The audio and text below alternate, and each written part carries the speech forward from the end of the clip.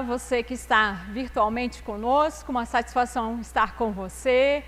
Também a graça e a paz do nosso Deus esteja conosco nessa comunhão, que você se sinta muito bem-vindo, muito bem-vinda a essa celebração ao nosso Deus. Nós nos reunimos em nome de Deus Pai, Filho e Espírito Santo, amém? E estejamos aqui com alegria. Hoje nós vamos refletir sobre um dos temas que ultimamente tem se tornado um dos mais polêmicos, porque muita coisa se diz acerca do fim dos tempos. E eu confesso para vocês que são muitas bobagens que a gente escuta por aí. Muitas coisas distorcidas da própria palavra de Deus, e nada melhor do que a gente ir para a Bíblia, porque quem é que fala sobre esse assunto é Jesus. Então nós vamos ver o que Jesus disse a respeito, para que a gente não seja enganado. Assim, queridos, nós queremos olhar para esse tema, tendo a certeza também que existem questões que a gente precisa corrigir no nosso comportamento também, tendo em vista se nós aguardamos a volta de Cristo Jesus, se nós aguardamos um grande acontecimento, nós também precisamos nos preparar para ele. Então, eu quero cumprimentar vocês com a palavra bíblica, que está no Evangelho de Mateus, capítulo 24. Você pode abrir essa palavra, você pode acompanhá-la, e eu passo então a ler. Mateus, no capítulo 24, os versículos 6 a 8, quem fala aqui é Jesus. Vocês ouvirão falar de guerras e rumores de guerras, mas não tenham medo. É necessário que tais coisas aconteçam, mas ainda não é o fim. Nação se levantará contra nação e reino contra reino. Haverá fomes e terremotos em vários lugares. Tudo isso será o início das dores. Eu quero chamar a atenção para duas falas de Jesus aqui, nesse breve momento, né? A gente está pegando aqui apenas 3 versículos. Você pode ler o capítulo inteiro que segue nesse tema. É uma mistura da destruição da cidade de Jerusalém, que de fato ocorreu. Eu sempre confundo, 60, 80 anos depois da subida de Jesus aos céus, e a sua própria volta, a volta de Cristo Jesus. Mas, queridos, aqui são duas coisas que eu já quero destacar para vocês. A primeira é que Jesus diz que toda essa questão de guerras, rumores de guerras, enfim, de todo esse cenário que a gente está assistindo atualmente, ele diz que é apenas o início. Ele diz que não é o fim. Então, quem olha para a questão das guerras e diz que por causa delas o fim está chegando, ainda não leu o que Jesus disse aqui. Ok? Segunda questão, Jesus fala aqui de terremotos, ele fala de fome, então de miséria, né? Ele fala desse mundo desigual, ele fala aqui de reino que vai se levantar contra reino, nação que vai se levantar contra nação. Vocês já viram alguma coisa desse tipo? Ninguém viu nação se levantar contra nação, né? Não tem isso ainda, graças a Deus nós não vivemos isso, né? Mas olha aqui, é o fim? Por causa disso? Não, Jesus diz no verso 8, tudo isso será o início das dores, ou seja, essas coisas elas sempre existem desde o início, sempre existiram desde o início e elas vão continuar existindo, por isso elas não são avaliativas, elas não são critérios para a gente avaliar se Jesus está mais próximo da sua vinda ou não. Claro que ele está mais próximo porque cada dia a gente está avançando, mas não que essas situações marcam de forma especial que é agora que Jesus está voltando. Então a gente precisa olhar para aquilo que a Bíblia nos diz para que a gente não seja enganado. E por isso a gente vai refletir hoje acerca desse tema do fim dos tempos, da volta de Cristo Jesus e buscar perceber então, no que a gente tem que colocar o nosso olhar. Você já tem a resposta? Existe sim uma situação, um fator predominante determinante, inclusive. Você sabe? Vai pensando aí, você que está em casa, vai pensando aí, que Deus assim esteja nos orientando para que a gente caminhe de acordo com a luz da sua palavra e não nos deixemos enganar. Eu quero convidar então que a gente possa orar ao nosso Deus. Você que está em casa, você pode se colocar em pé, você aqui pode se colocar em pé. Vamos entregar essa celebração ao nosso Deus, vamos rogar que a bênção do Senhor esteja nos dando sabedoria e entendimento e que de fato nessa comunhão a gente seja enriquecido. Senhor, nós te damos graças porque a tua palavra é clara. A gente só precisa conhecê-la. Nós te damos graças, Senhor, pois não precisamos andar desnorteados neste mundo. Apesar desse mundo ser um caos, ser tão incerto, apesar de tanta maldade, tanta violência, tanta crueldade humana, existe um refúgio. Nós podemos nos abrigar em Ti, Jesus. E sabemos que o Senhor tem sido consolo para pessoas nas mais diversas situações. Obrigado, Senhor Jesus, porque Tu és a própria paz. Tu és o príncipe da paz. E a Tua paz reina e governa nos corações que creem em Ti, mesmo estando em situação de conflito. Ó Deus, derrama a Tua paz sobre nós. Derrama a certeza da Tua palavra sobre nós. Vem com Teu Espírito Santo e anima-nos a andar segundo a Tua palavra. Pois sem ela nós estamos perdidos, sem ela, Senhor, nós nos perderemos e perderemos inclusive a vida eterna. Pai, abençoe a cada um que está conosco, que pela Tua graça, pelo Teu amor e pelo Teu poder, o Senhor seja exaltado em nossas vidas e em toda a humanidade. Em nome de Jesus. Amém.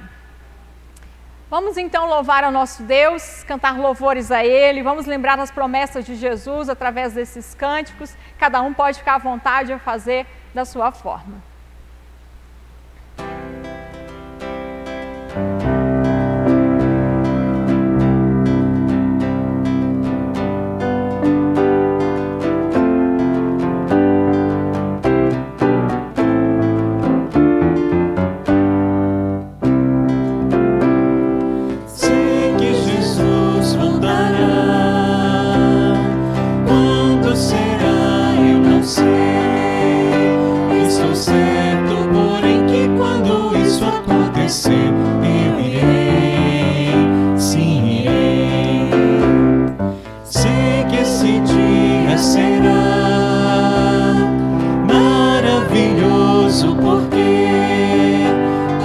Que a Jesus se entregaram pela fé vão subir, se encontrar. Que bom será se eu puder olhar em volta e ver você também ali. Me alegrarei e bendirei aquele que me deu eterna salvação. Enquanto Cristo não vem, viver mais e mais, como quem dia a dia espera o Salvador que virá, sim virá. Você, amigo, também pode esperá-lo assim. É preciso, entretanto, entregar-lhe o coração e então vem cantar. Que bom será se eu puder olhar em volta e ver você também ali. Me alegrarei e bendirei aquele que me deu eterna salvação. Que bom será se eu puder olhar em volta e ver você também ali. Me alegrarei e bendirei aquele que me deu eterna salvação.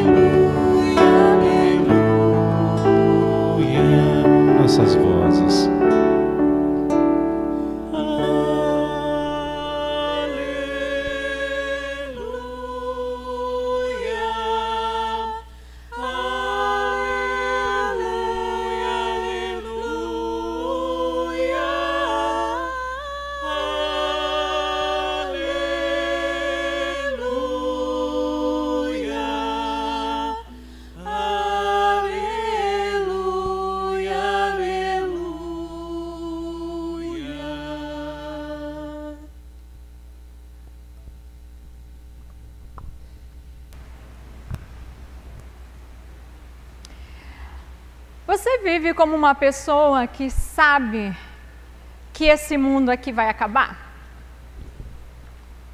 Como alguém que sabe que à sua frente está o único destino. Né? Para quem acredita em destino, só existe um. A vida ou a morte. Uma eternidade. Ou vivendo na vida, ou estando na morte eterna. Você vive de acordo com alguém que sabe que é isso que está à sua frente? Se você, de repente, acha que o mundo não vai acabar, porque tem gente que acha que não vai, não muda muita coisa, porque a sua vida vai acabar. Então você vive de acordo com alguém que sabe que você não é eterno aqui nesse mundo? Que você vai um dia partir? Muitas pessoas acham que a bondade é o suficiente para partir em paz. Então, assim, se as pessoas do entorno, família, amigos, colegas, vizinhos, entendem que aquela pessoa que partiu era uma pessoa amável, uma pessoa boa, então ela partiu em paz e agora ela está com Deus. Ninguém pensa assim, agora essa pessoa está com o diabo.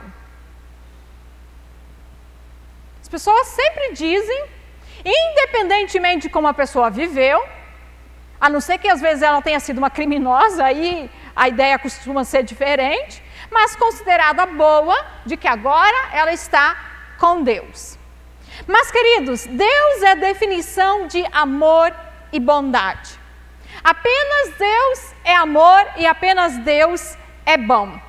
Logo, as coisas, elas não se dão de acordo com a nossa definição, e sim do modo como a Bíblia diz. E nós, então, precisamos viver de acordo com o caráter e a vontade de Deus. Por mais, queridos, que uma pessoa seja considerada boa, mas se ela não viver de acordo com os ensinamentos da palavra de Deus, se ela não viver em obediência a Deus, ela estará em rebelião contra o seu Criador e isso a levará à condenação eterna. Assim, a comparação não é como eu me vejo em relação às outras pessoas, mas como Deus me vê em comparação ao seu Filho Jesus. Isso é bem diferente, porque eu não posso me comparar em relação a pessoas que eu julgo que vivem uma forma inferior ao meu modo de vida, ao meu caráter e tudo mais, e eu me achar grande coisa. Mas não é por aí o caminho. O caminho é como Deus me vê em relação a Jesus. E aí nós percebemos que existe um distanciamento enorme e o nosso chamado justamente é buscarmos uma transformação de vida de forma que a gente se torne semelhante ao Filho unigênito de Deus. Então, queridos, não se esqueça, você está caminhando para a eternidade. Tinha uma época quando as pessoas diziam assim para mim, tá ficando mais velha, né? Mesmo quando a gente ia lá na adolescência, tá ficando mais velha, já era assim, né? Eu dizia, não, mais velha não, mais perto da eternidade com Deus. Em meio, queridos, a tudo que nós vivenciamos, muitas pessoas, muitos cristãos, mesmo assim, tem a visão de que a volta de Cristo Jesus é quase que uma utopia. Você sabe o que é uma utopia?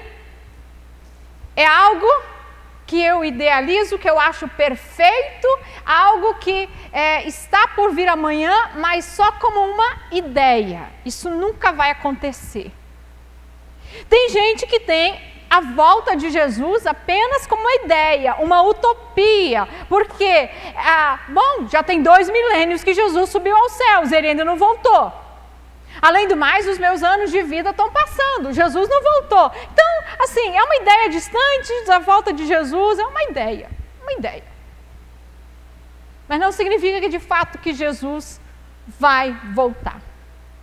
Mas eu quero olhar com vocês O que essa palavra de 2 Pedro, então, a palavra de hoje é 2 Pedro, capítulo 3, os versos 8 a 15, trazem para nós. Eu passo, então, a fazer a leitura dessa palavra bíblica de 2 Pedro, capítulo 3, os versos 8 a 15.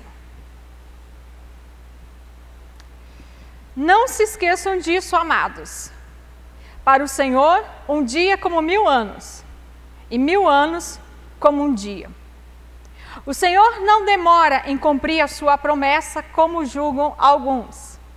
Ao contrário, Ele é paciente com vocês, não querendo que ninguém pereça, mas que todos cheguem ao arrependimento. O dia do Senhor, porém, virá como ladrão. Os céus desaparecerão com um grande estrondo, e os elementos serão desfeitos pelo calor, e a terra e tudo que nela há será desnudada. Visto que tudo será assim desfeito, que tipo de pessoas é necessário que vocês sejam? Vivam de maneira santa e piedosa, esperando o dia do Senhor e apressando a sua vinda. Naquele dia, os céus serão desfeitos pelo fogo, e os elementos se derreterão pelo calor. Todavia, de acordo com a sua promessa, esperamos novos céus e nova terra, onde habita a justiça.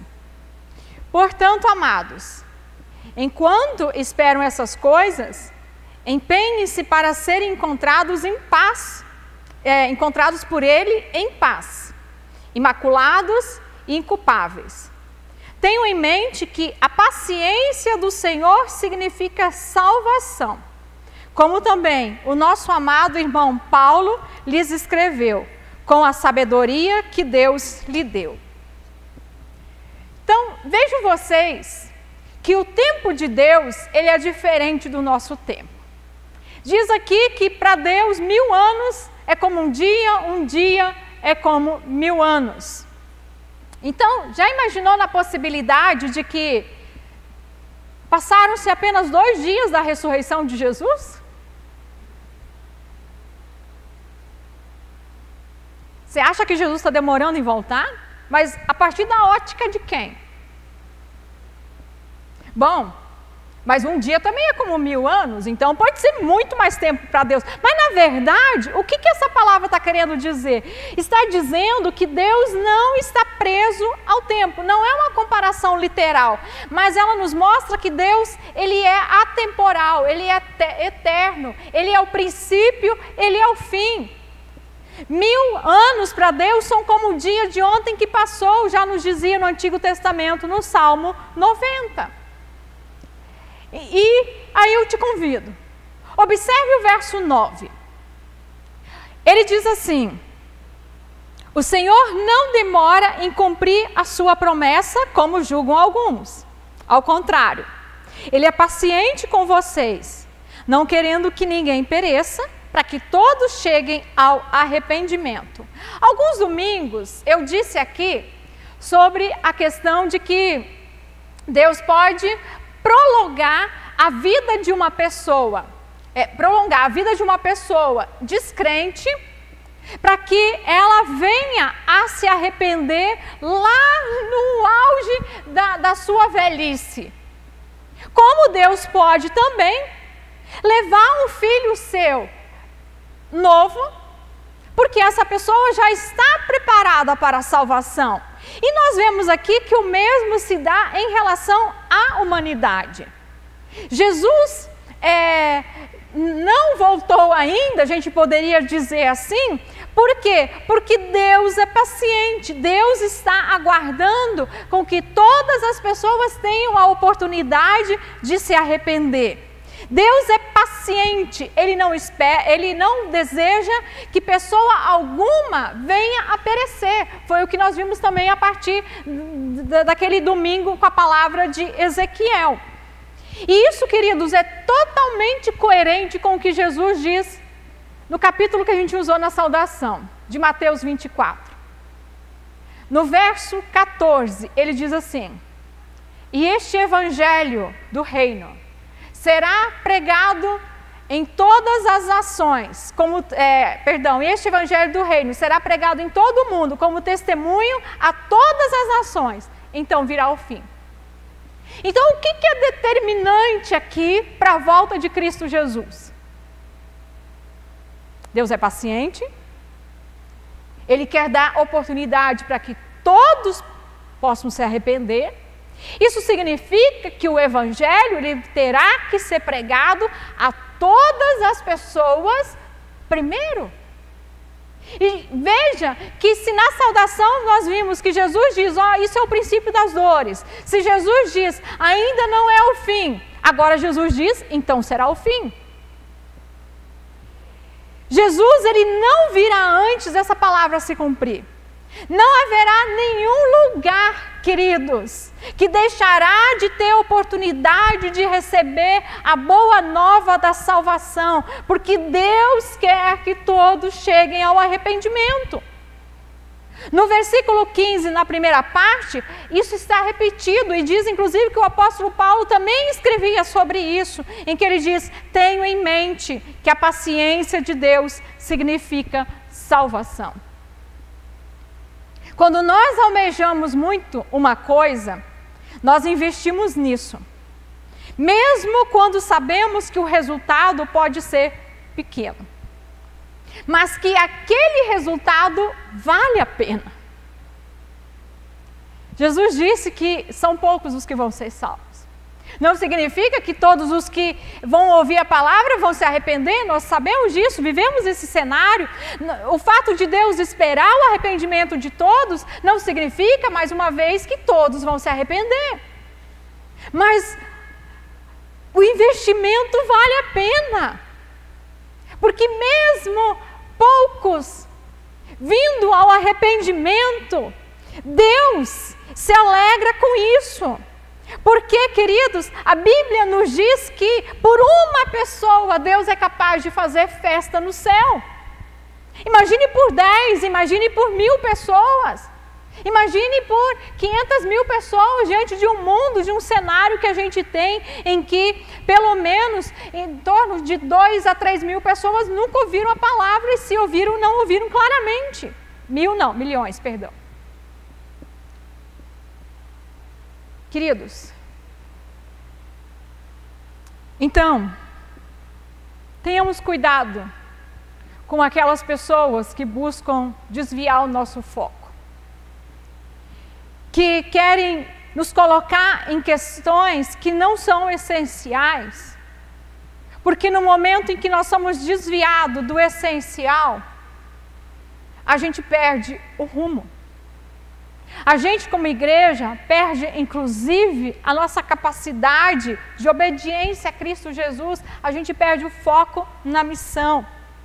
Os versículos bíblicos, por mais que sejam citados, e a pessoa diz, está dito isso aqui, mas eles precisam ser vistos dentro do seu todo, porque é possível distorcer a palavra de Deus, e o próprio diabo fez isso nas tentações que ele tentou ali então induzir a Jesus. Portanto, a nós importa fazer o evangelho chegar a todas as pessoas, ao mundo inteiro, aonde ele ainda não é realidade. Sem que o evangelho chegue a todas as pessoas, não haverá o retorno de Cristo Jesus.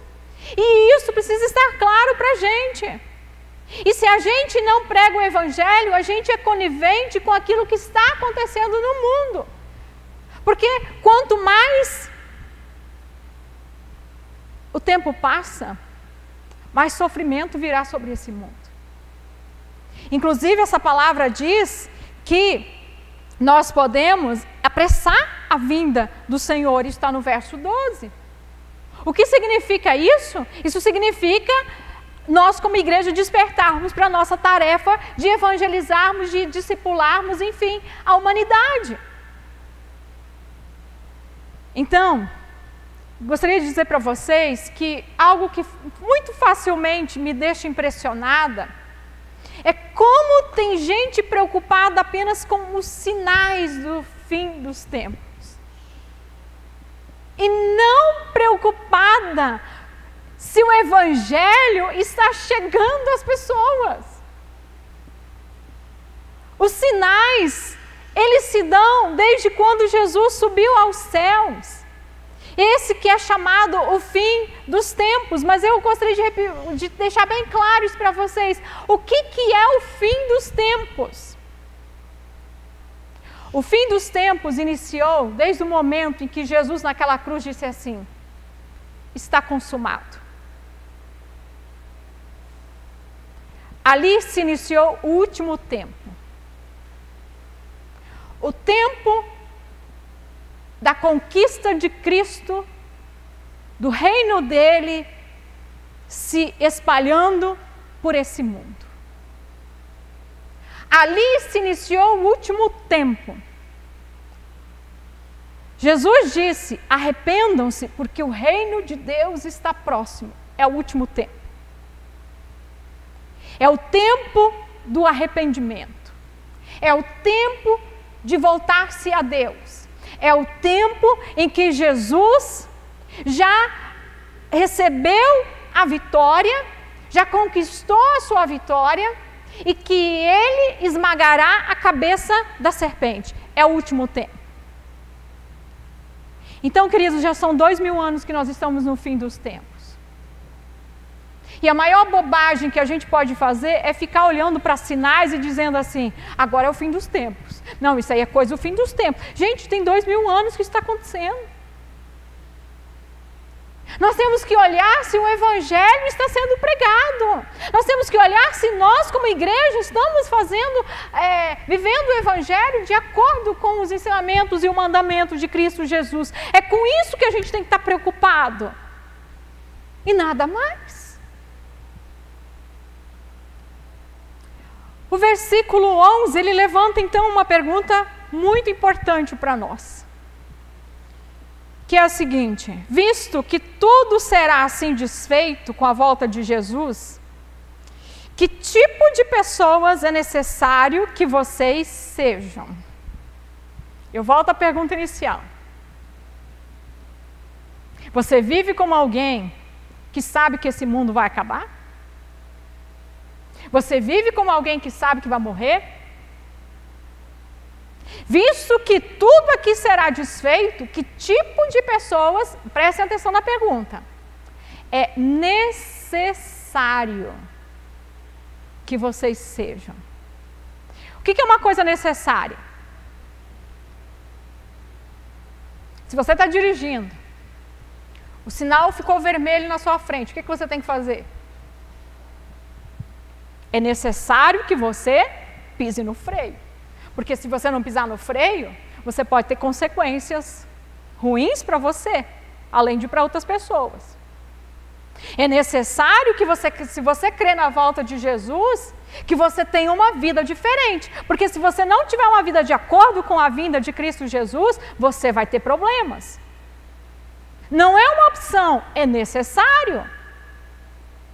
Então, amados, se você crê que Deus tem poder para transformar a vida de pessoas, quantas pessoas você já convidou para seguir o Evangelho junto com você?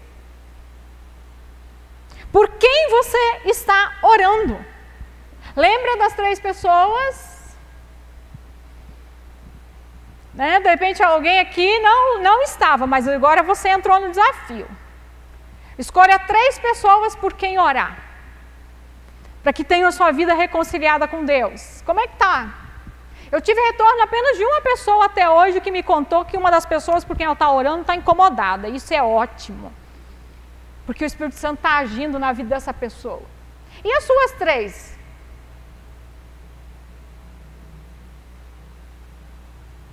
Eu queria que em algum momento alguém pudesse dar um testemunho aqui. Pudesse dizer: ó, essa pessoa que eu trouxe é uma das pessoas por quem eu me coloquei a orar. Você está orando? Isso é necessário. Se você crê na volta de Jesus.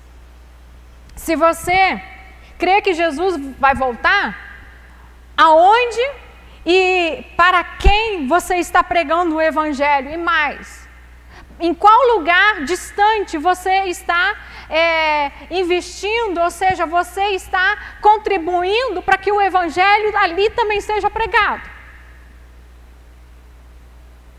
Ou você está mais preocupado em guardar dinheiro? Porque, diferente dos outros refugiados, os ucranianos, não eram pessoas que estavam na miséria.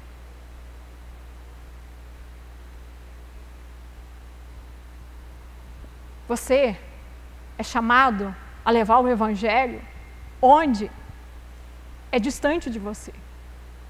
Mas isso não significa que você tenha que estar lá.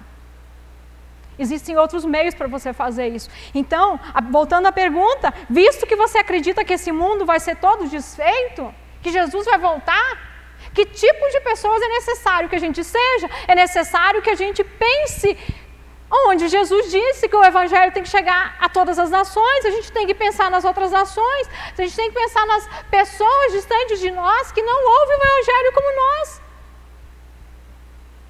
Você está investindo nisso? Se você é tomado pela abundante graça de Deus que emergiu da cruz de Cristo sobre a sua vida, você já deixou de lado o rancor, a falta de perdão, a indiferença, a ganância. Você ama as pessoas sem distinção. Inclusive busca ser instrumento de Deus na vida das pessoas mais desprezadas, mais marginalizadas. Isso, queridos, é ter uma vida piedosa. É o que nos vem como resposta ali no verso 11, né? Após fazer a pergunta que tipo de pessoas é necessário que a gente seja, diz, vivam de maneira santa e piedosa, ou seja, abandonem o seu próprio pecado e piedade, vivam de acordo com o que vocês creem. Piedade não é só ser uma pessoa que ora e lê a Bíblia, piedade, ser uma pessoa piedosa, mas sim,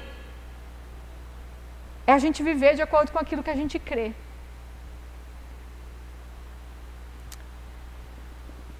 Queridos, por último, essa palavra não deixa dúvidas de que tudo aqui será desfeito, e diz que será desfeito pelo fogo e que os elementos se derreterão de calor. Eu não posso deixar de pensar aqui no aquecimento global. Não sei se você sabe, mas a previsão é que até 2030, e nós não estamos tão longe disso, a Terra aqueça até 1,5 grau. Será que isso está indo na direção do que Pedro escreveu aqui, que o apóstolo Pedro escreveu aqui? Porque a palavra de Deus, ela é fiel. Mas vejam vocês o que diz o verso 13: todavia, de acordo com a sua promessa, nós esperamos novos céus e nova terra, onde habita a justiça. Isso é uma fuga? Maravilha, então esse mundo vai acabar, mas eu tenho a minha fuga. Será que é isso que a palavra está querendo dizer aqui? Não. Isso é responsabilidade. Todavia, de acordo com as suas promessas, esperamos novos céus, e não se esqueçam, nova terra. A terra tem sido tão desprezada, a maioria dos crentes só espera novos céus, não espera nova terra. Então, queridos, se nós cremos que o mundo será refeito, que essa terra se tornará uma nova terra, então, desde já, nós também precisamos viver de acordo com essa realidade. Não esperamos uma utopia, mas algo que Cristo irá fazer.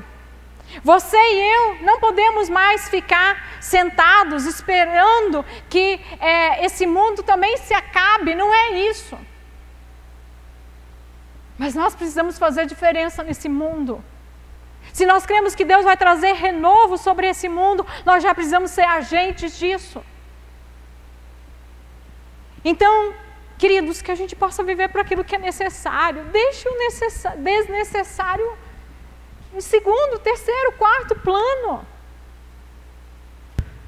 Tenha prioridade na sua vida. Essa prioridade já foi eleita por Deus. Ele é o dono da sua vida. queria convidar que a gente pudesse orar. Você pode se colocar em pé, você em casa também. Você pode se colocar em pé. Eu queria convidar que você pensasse na sua vida. Nós que estamos presencialmente aqui, teremos inclusive a ceia do Senhor após. E é tempo de olhar. O quanto será que nós estamos desvirtuados do propósito de Deus? Quão distantes nós estamos? O que a gente tem colocado em primeiro lugar, sabendo que Jesus vai voltar? Essas coisas estão relacionadas à volta de Cristo. Pergunte-se, olhe para dentro de você. Jesus disse que Ele não tomaria do fruto da videira enquanto Ele não tomasse com a sua igreja no seu reino. Ele está esperando a gente. Ele quer de novo tomar um bom cálice. Mas Ele está esperando a gente, Ele está esperando aquele que nunca ouviu o Evangelho e que vai se arrepender se ouvir. Converse com o Senhor, converse você em casa com o Senhor. Será que está na hora de sair de casa?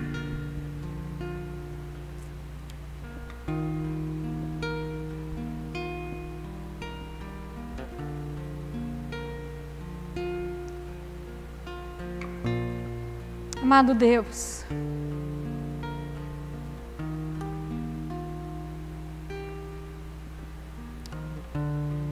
a Tua salvação, ela é muito maior que a gente pode medir.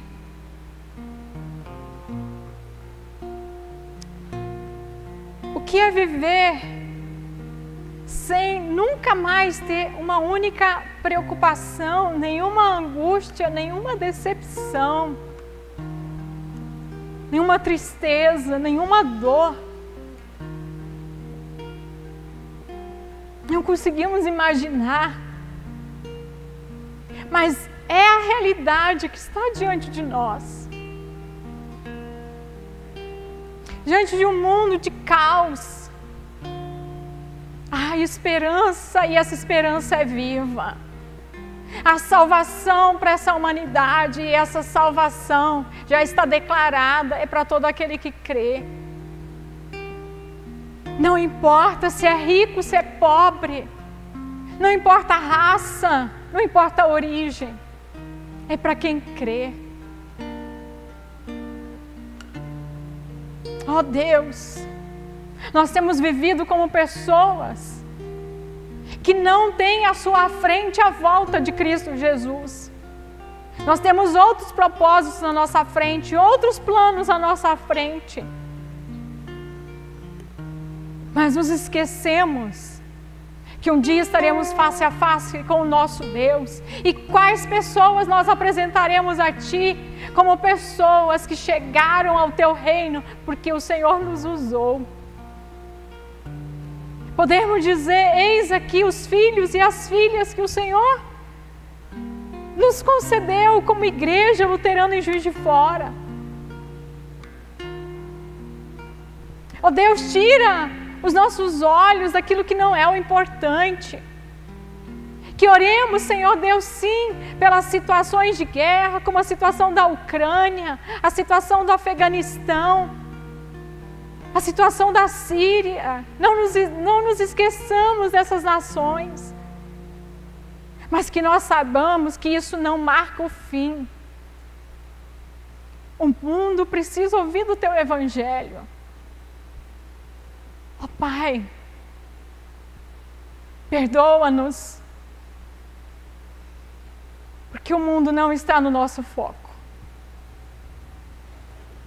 Muitas vezes o nosso foco está em apenas querer ser servido, que as nossas crianças, nossos adolescentes sejam servidos pela igreja, que tenhamos, ó Deus, os ofícios, que tenhamos, ó Deus, um sepultamento justo, coerente com a Tua palavra quando falecermos. Mas, Pai, é a vida e a morte que está diante de nós.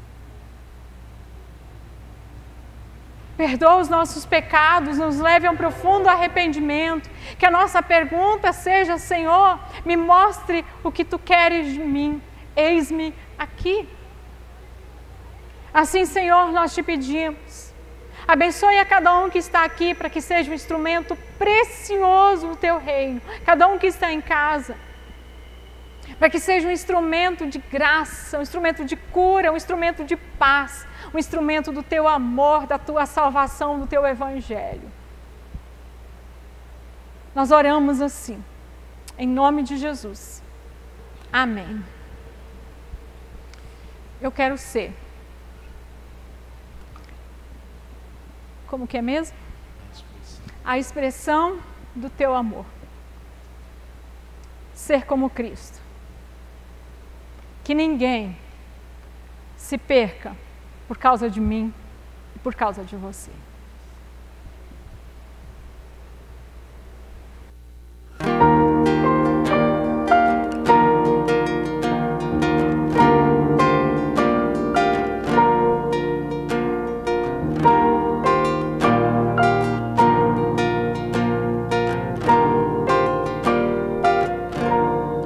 Eu quero ser a expressão do Teu amor.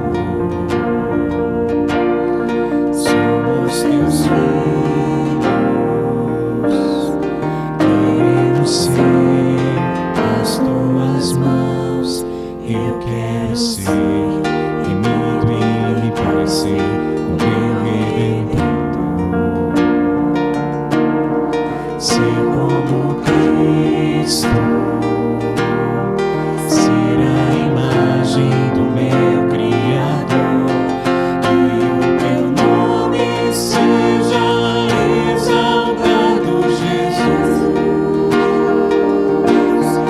que o Teu nome seja adorado por todos os povos.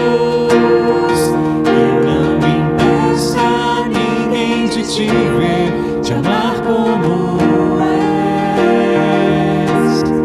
Santificado seja o Teu nome, que a terra se prostre em louvor a Ti, Jesus.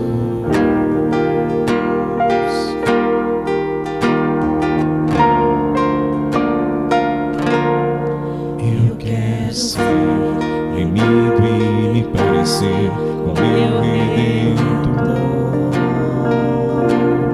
Ser como Cristo,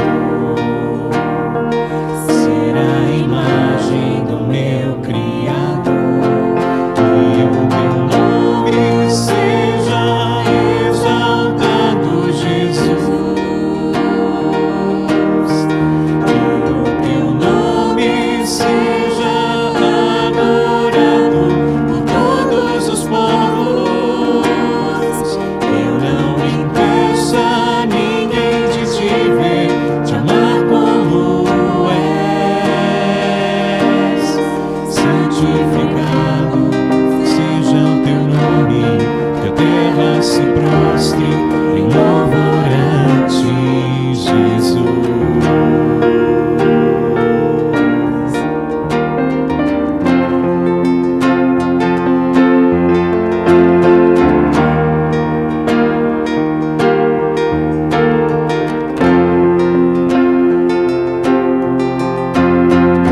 Eu quero ser carta para o mundo, escrita pelas Tuas próprias mãos. Eu quero ser carta para o mundo, escrita pelas Tuas próprias mãos. Eu quero ser carta para o mundo, escrita pelas Tuas próprias mãos.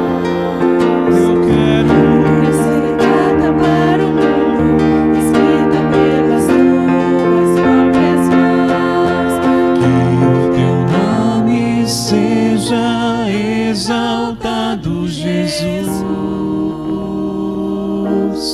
Que o Teu nome seja adorado por todos os povos. Que eu não impeça ninguém de Te ver, Te te amar como és. Santificado seja o teu nome, que a terra se prostre em louvor a ti, Jesus.